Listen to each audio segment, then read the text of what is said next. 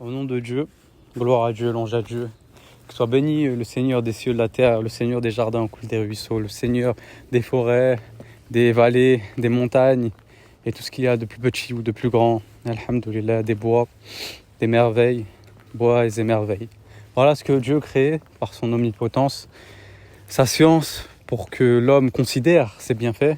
Mais l'homme est bien ingrat et lorsqu'il poursuit la passion, il se retrouve en perdition. Tandis que s'il suit la religion, il demeure dans la raison. Louange au Seigneur des mondes, à la lumière des mondes, au Seigneur de l'univers, à l'enseignant de l'univers, au souverain des mondes, à la lumière de l'univers, à celui qui a enseigné à toute chose sa nature, puis lui inspirer la voie à suivre, celui qui a appris à l'homme à s'exprimer clairement, aux abeilles à produire du miel, à la fourmi de faire sa demeure, à l'araignée de construire sa toile, et à toute chose, à la grenouille de s'établir dans les nénuphars, aux arbres de monter vers le ciel, produisant des fruits, au soleil de scintiller et donner de sa lumière, l'ange Allah qui a assujetti tout ce qui est dans les cieux et la terre pour l'homme. Alors aujourd'hui, nous allons voir une vidéo très lourde en savoir. C'est-à-dire que c'est un savoir bénéfique, c'est une épée, le Coran est une épée pour celui qui sait la manier, celui qui a la sagesse de la manier, de l'arborer, avec dextérité et finesse et élégance. Alors, nous allons voir comment apprendre le Coran, de quelle manière, dans quelle langue, pourquoi et comment. Il y a différents versets qui traitent de l'apprentissage du Coran. Le premier verset révélé, selon l'enseignement commun, et Dieu sait mieux, est « Iqra li », c'est-à-dire c'est lire, oui, mais lire quoi ?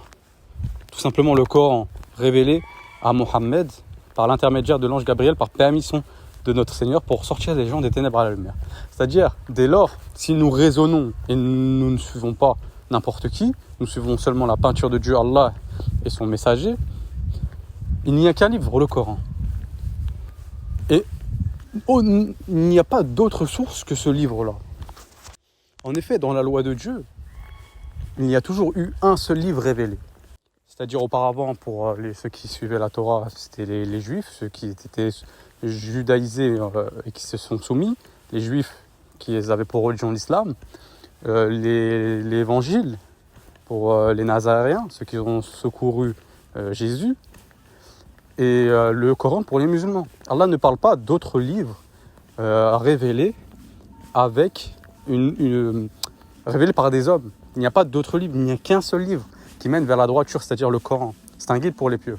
Justement, les hommes, parce que par passion et parce qu'ils suivent les ancêtres égarés, et qu'ils aiment ça, suivre les ancêtres qu'ils ont trouvé sur la trace une religion. Et le Coran parle justement du peuple des Had, des Samoud, de Salih, de Houd, comme quoi ils sont venus et ils ont dit non, c'est les gens de cette cité, par rapport au messager qui est venu, ils ont dit non, on va suivre celui on va suivre nos ancêtres qu'on a trouvés ici.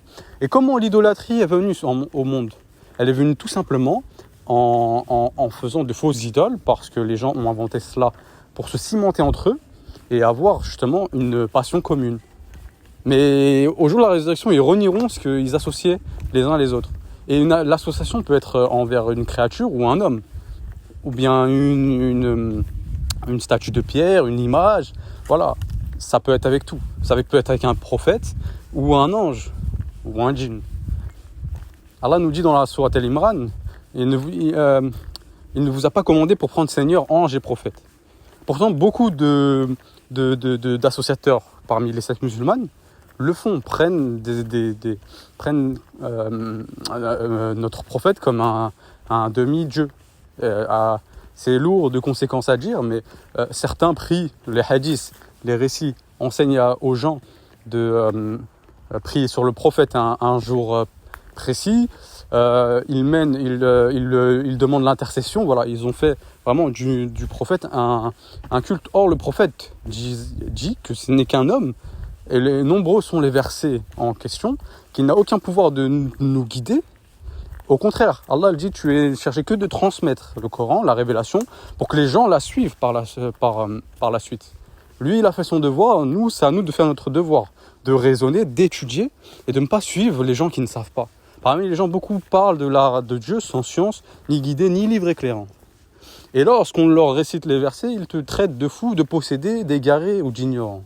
Parce que c'est tout simplement la sagesse de Dieu. Voilà comment les gens traitent en raillerie les versets de Dieu lorsqu'on les convie au droit chemin. Mais Allah guide qui il veut et l'égare qui il veut. Masha'Allah. Alors, cette parenthèse achevée, Allah nous parle vraiment de l'apprentissage du Coran n'est que par son biais. C'est-à-dire qu'il n'y a pas d'autres livres ni d'explications. Voilà, c'est Allah qui nous enseigne son Coran. Bien qu'un homme peut venir expliquer tout cela, comme par exemple là je fais dans une vidéo, c'est Allah qui vous fera enseigner tel qu'il lui plaira. C'est-à-dire il faut ouvrir son cœur. Et Allah nous qualifie que ce Coran, dans la sourate 56, n'est atteignable que par ceux qui se purifient. Seuls les purifiés l'atteignent. C'est-à-dire que seuls ceux qui se purifient des péchés, qui ont le cœur blanc, le cœur saint, à l'image de Jésus, fils de Marie, eh bien ils le comprennent, la sagesse de Dieu, ils comprennent les enseignements de Dieu, et ils comprennent que cela est plus précieux que tout ce qu'il y a dans les cieux et la terre. Dans la sourate 75, la résurrection, Dieu nous dit, au nom de Dieu, l'infiniment miséricordieux, le très miséricordieux, ne remue pas ta langue pour hâter sa récitation. Son rassemblement dans ton cœur et sa fixation dans ta mémoire, entre parenthèses, nous incombe, ainsi que de la façon de le réciter. Alors là, c'est un verset très très très important, parce que Allah nous dit qu'il ne faut pas se hâter pour parler de lui, mais au contraire, il faut étudier et s'instruire avec le livre. Iqra, lis le Coran, instruis-toi, au nom de ton Seigneur qui a tout créé, qui a créé l'homme d'une adhérence, lis, car c'est un Coran émanant du Seigneur des cieux et de la terre sublime. Son rassemblement lui incombe, ainsi que sa fixation dans ta mémoire. C'est Allah qui vous permet, de mémoriser ce qu'il veut concernant le Coran. Ensuite, Dieu nous enseigne que quand nous le récitons, suit sa récitation. C'est-à-dire que c'est très important d'apporter une écoute au Coran pour le mémoriser, pour se rappeler, car le rappel de Dieu est profitable aux croyants. À nous ensuite incombera son explication, 75-19. Mais vous aimez plutôt la vie éphémère et vous délaissez l'au-delà. Ici c'est très important car Allah nous dit que c'est lui qui nous enseigne le Coran, c'est lui qui nous le fait comprendre de la manière dont il veut, car à lui appartient les cieux et la terre. Et dans un autre verset, il nous dit que lorsqu'il y a entre le croyant et le négateur une récitation du Coran, Allah met un voile entre les deux. Pour vous dire que la science d'Allah embrasse toute chose. C'est-à-dire là, toute cette vidéo que je fais, par la grâce et la permission d'Allah, si lui il le veut, il ne vous fera rien comprendre à tout ce que je dis. Gloire à lui, il est au-dessus de ce que les gens lui associent ou le méprisent de lui, mashallah.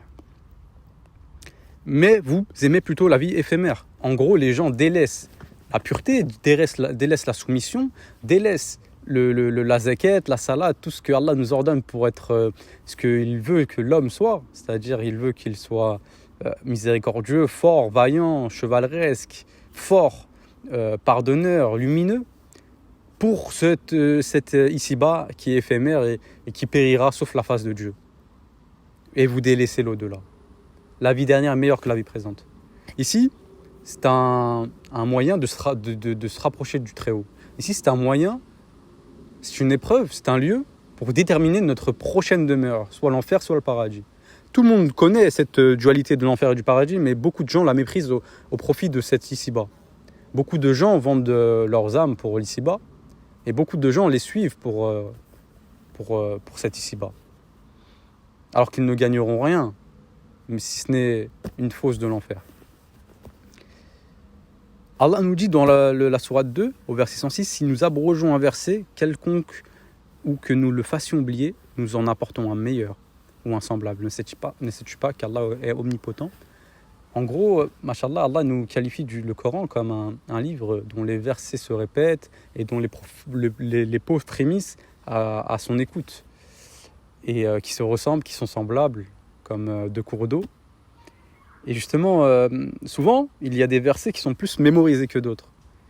Et justement, c'est Dieu qui fait mémoriser ceux qu'il veut de son Coran et qu'il oublie ceux qu'il veut.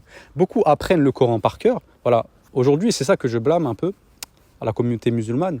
C'est qu'on apprend le Coran, mais pour paraître, et non pas pour être. C'est-à-dire qu'on apprend le Coran par cœur, sans en en ayant l'esprit du Coran. C'est-à-dire on l'a dans la lettre, mais pas dans l'esprit. Or, le Coran est un esprit. On veut apprendre l'arabe pour le réciter devant les gens. C'est-à-dire on n'apprend pas l'arabe pour le réciter en parfait, en style, car en arabe il est merveilleux lorsqu'on le psalmodie, au miséricordieux. Non pas pour la prière, mais pour paraître devant les gens, pour s'afficher dans les écrans. C'est tout bonnement ridicule, risible, méprisable. Et c'est pour ça que le Coran, peu importe la langue, peu importe peu importe la langue, si vous l'avez dans le message, vous avez tout compris. C'est-à-dire que c'est l'unicité divine, ton Dieu tu adoreras, tu te soumettras à lui, tu lui demanderas ce que tu désires à lui et à personne d'autre. Voilà, tous les préceptes de Dieu. Si tu le comprends en français, toi qui m'écoutes, ma sœur ou mon frère, si tu le comprends en français, et qu'un arabe qui a fait un doctorat de sciences religieuses ou je ne sais quoi, et qui ne fait même pas la salat et la zakat, ou qui suit justement la conjecture, bah tu as mieux compris ce qu'est la foi que cet homme-là, qui a fait des études à Médine, ou que je sais, ou voilà quoi.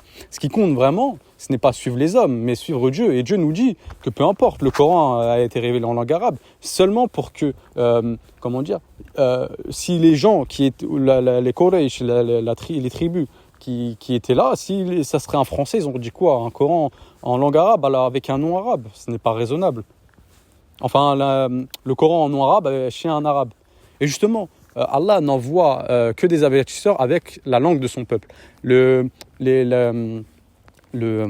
feuillets d'Ibrahim ont été révélés en cananéen, les psaumes en araméen. Voilà, c'est chaque prophète, chaque messager, il y a eu des messagers dans toutes les métropoles, comme Allah nous l'enseigne, de tous les contrées, de toutes les ethnies, de toutes les couleurs. Bah, c'était dans la langue de leur peuple, pour qu'ils prêchent justement l'islam, l'unicité, la religion depuis Adam alayhi salam, la religion que Allah a voulu nous faire professer, et bien avant, parce qu'il y a eu les anges, les djinns, l'ordre, c'est-à-dire la soumission, comme le sont les abeilles ou quelconque créature. Et de ce fait, peu importe la langue, ce qui compte, c'est l'application de son message. Vous pouvez même faire la prière en français. Voilà, personnellement, je la fais en arabe, mais vous pouvez la faire en portugais ou que sais-je. Ce qui compte, c'est donner son cœur. C'est tout. C'est ce qui compte, c'est le message. Ce qui compte, c'est la soumission à un Dieu unique. Allah ne veut que la facilité pour nous. Il n'y a pas de shir, de rabbin ou de moine. Non, tout ça, c'est une hiérarchie pyramidale qui constitue à créer un clergé, qui constitue à instituer un dogme que les hommes ont créé. Or, la religion de Dieu est autre que cela. Et justement, le Coran, nous l'apprenons en le lisant, nous l'apprenons en le comprenant. Beaucoup d'hommes ne croient en Dieu qu'en lui associant, des hommes ou que sais-je. C'est-à-dire que beaucoup d'hommes comprennent le Coran via d'autres hommes, ou disent non, ça c'est pas pour moi. Moi, j'essaye pas. Ça c'est pas pour moi. C'est pas, voilà. Ou bien moi, je comprendrai le Coran que selon lui, qui a vécu des siècles auparavant. Parce que c'est de l'idolâtrie, parce que ces gens-là disent ils étaient pieux et tout cela, et voilà. Alors que Allah nous dit adorez votre Seigneur, voilà le chemin droit. Tout simplement, adorons notre Seigneur. Peu importe que vous êtes né à l'époque du prophète, au milieu ou aujourd'hui, ce qui compte, c'est Allah qui donne la miséricorde pour que vous soyez pieux. Il n'y a pas d'époque et tout ça. L'homme a été créé simplement pour adorer son Seigneur. C'est un verset du Coran. Je n'ai créé l'homme et les hommes et les djinns et les hommes, que pour qu'ils se mettent à mon service, que pour que nous soyons serviteurs de Dieu. Et tout ce qu'il y a en dehors du Coran n'est pas valable auprès du Seigneur. Pour continuer sur cette dimension que c'est Allah l'enseignant de l'univers et l'enseignant de l'homme, et non les hommes sont les enseignants des hommes, Allah nous dit dans la sourate 87, au verset 6, « Nous te ferons réciter le Coran de sorte que tu n'oublieras que ce qu'Allah veut, car il connaît ce qui paraît au grand jour, ainsi que ce qui est caché. Nous te mettrons sur la voie la plus facile. » Justement, l'homme, lorsqu'il croit fermement en l'au-delà, lorsqu'il croit fermement au jour de la résurrection, au jour de la comparaison, au jour des comptes, au grand jour dernier, le jour de la rétribution, eh bien, Allah le guidera. Allah le guidera s'il s'attache fermement à ses versets et à son messager. Allah le guidera. Il n'y a aucune raison. Et justement, tous ces hommes qui prennent des associés à Dieu ou prennent d'autres livres en dehors de Dieu, je ne dis pas que certains ne sont pas musulmans ou quoi que ce soit, nous n'excluons personne, mais ils se sont divisés en sectes, comme Allah le qualifie dans le Coran. Or, la source, Allah nous dit, attachez-vous au câble que j'ai descendu, au habl, le Coran, et ne vous divisez pas. Justement, le problème de la division, c'est d'aller peu à peu vers l'idolâtrie, car les recueils de hadith ont relégué les hommes au plus bas niveau, dans l'obscurité, parce qu'ils ont délaissé le Coran, le droit chemin qui mène vers la lumière. Et puis, c'est lui qui a descendu des versets clairs. Lorsque nous lisons le Coran, tout le Coran n'est que une totale dévotion envers le miséricordieux. Beaucoup de personnes dans d'autres sectes musulmanes qualifient justement le Coran comme, avec les hadiths comme 2 livres révélés par Dieu. Or, il n'en a que un. Les hadiths sont un mélange de vrai et de faux révélés par des hommes qui se sont faussement convertis à l'islam et sous couvert, ils ont raconté des chimères sur le compte de Dieu et de son prophète. Et justement, un livre ne peut être révélé et divin que s'il n'est pas altéré dans l'époque où il a été révélé, c'est-à-dire par exemple le Coran. Si le Coran, Allah il dit qu'il en est gardien, mais pas les hadiths. Si le Coran est intact, c'est un livre révélé. Mais si les hadiths ne sont pas intacts, il y a du vrai et du faux, c'est ambigu, ce n'est pas un livre divin, c'est un livre inventé par les hommes. C'est une tradition.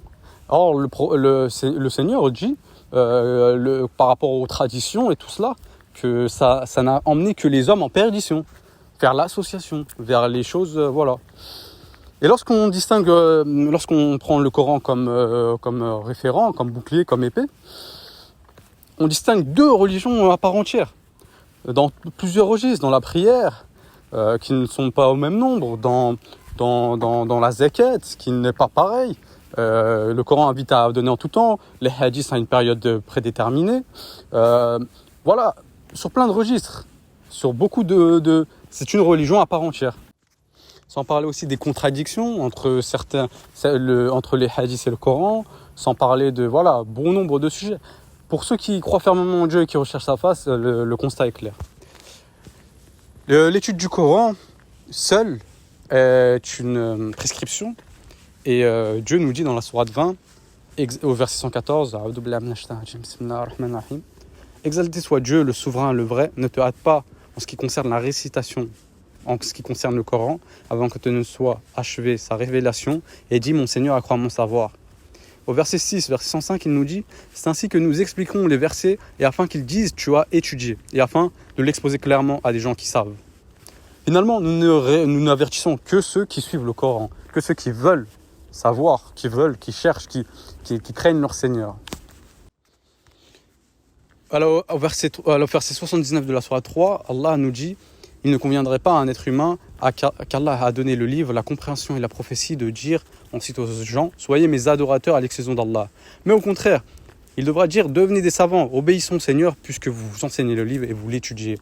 Justement, le livre n'est que le Coran, il n'y a pas d'autre base, et ça dans toute la loi de Dieu. Les hommes prennent des versets du Coran pour légiférer leur perdition. C'est-à-dire qu'ils prennent des versets du Coran en disant « obéissez à Allah et obéissez à son messager », en prenant un hadith et dire que tout cela, vous devez le faire. Or, les hadiths, c'est une religion abominable. C'est de la pédophilie, de l'inceste venant du Talmud, venant des sources de juifs, venant du judaïsme, c'est une religion complètement à l'opposé du droit chemin, complètement à l'opposé de ce que Dieu veut à ce que l'homme soit, c'est-à-dire lumineux. Les hadiths invitent à l'association. Les hadiths invitent à la pédophilie.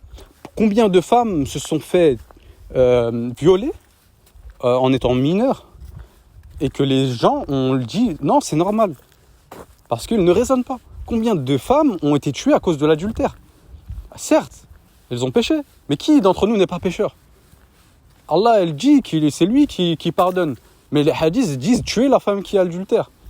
Voyez-vous ce que c'est les hadiths? C'est une religion effroyable et abominable.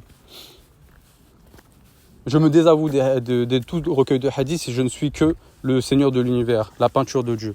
À chacun ses œuvres, masha'Allah.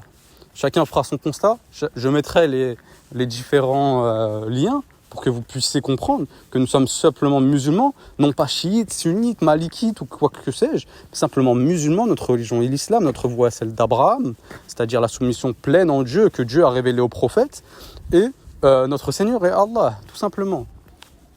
Dieu, dans son Coran, nous invite à l'étude du Coran. Ce n'est pas réservé à une caste ou un dogme, sinon c'est une secte, et c'est faire comme les Juifs. Mais au contraire, il nous invite à venir à la parole, à l'étudier et à en mémoriser ses versets et ses sagesses. Allah nous dit que quiconque se détourne de ce Coran mènera une vie pleine de gêne. Nous le voyons tous les jours. Nous voyons les hommes, comment ils demeurent sans la guidée de leur Seigneur. Allah guide qui il veut, il égare qui il veut. Celui qu'Allah guide, c'est lui le bien guidé, et celui qui l'égare, personne ne pourra le faire sortir de son égarement. Qu'Allah guide sur le droit chemin les âmes repentantes et qui se purifient à lui. Qu'Allah sort des ténèbres à la lumière les hommes qui sont ignorants et qui sont une nature saine et préservée. Allah incombe à guider, c'est lui qui guide qui il veut et l'égare qui il veut. Qu'Allah nous guide sur le chemin de ceux qu'il a comblé de faveur, non pas de ceux qui ont encouru sa colère, ni même des écarrés. Louange au Seigneur des mondes. Alhamdulillahi Rabbil Alamin.